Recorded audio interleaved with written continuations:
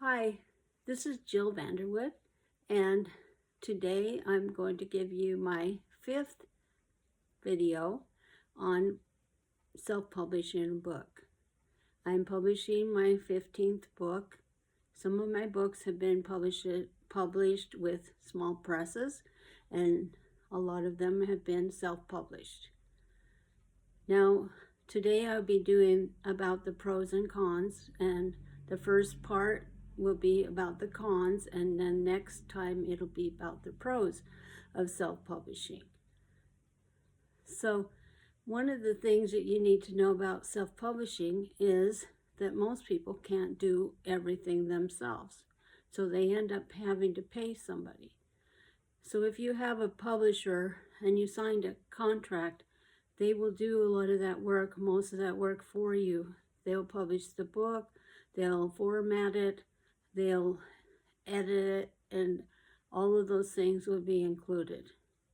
If you're self-publishing, all of those things are up to you, and you're responsible for those. So there are a lot of people out there willing to take your money, and some will charge you for each little thing, like even adding pictures.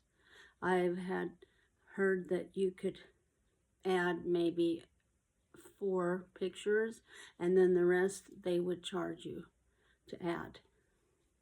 So those are some of the cons.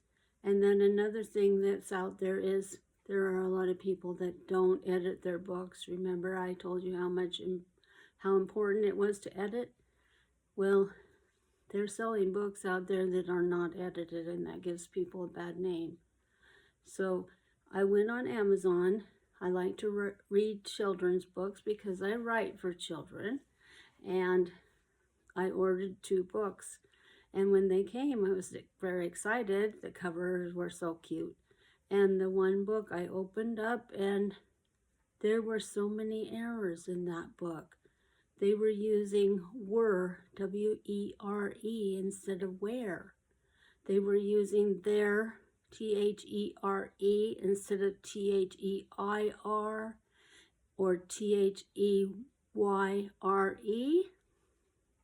So they were using the wrong words, and there were so many errors that I took out a red marker and I started writing in this book. Now, who would want to write in a book that you just bought? But I did. And then I started looking for paragraphs.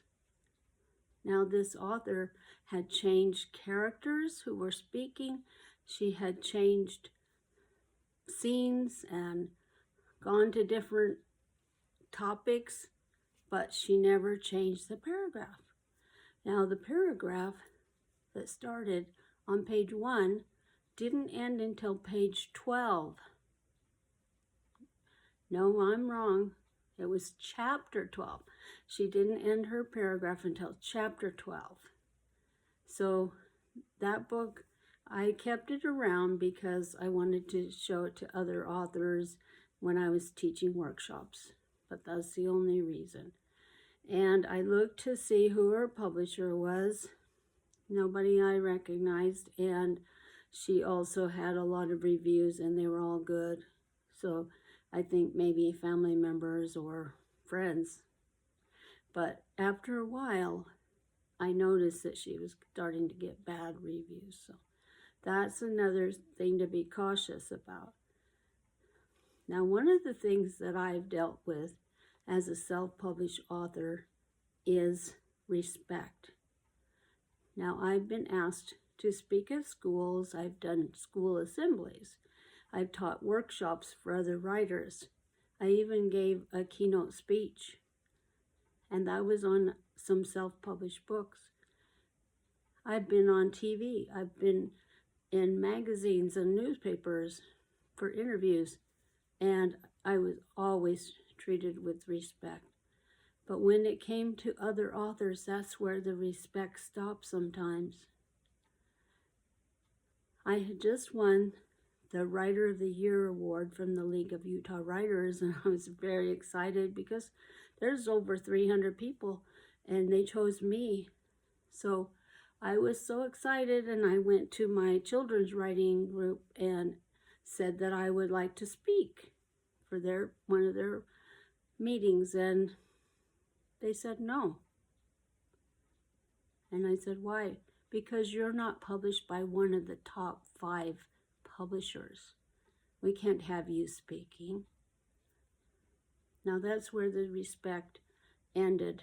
It was with other authors who had been published nationally or had agents. They just put me in a different category. So that's the cons of self-publishing. Next week, I will talk about the pros, which are more than there are cons. So thank you very much. Have a great day.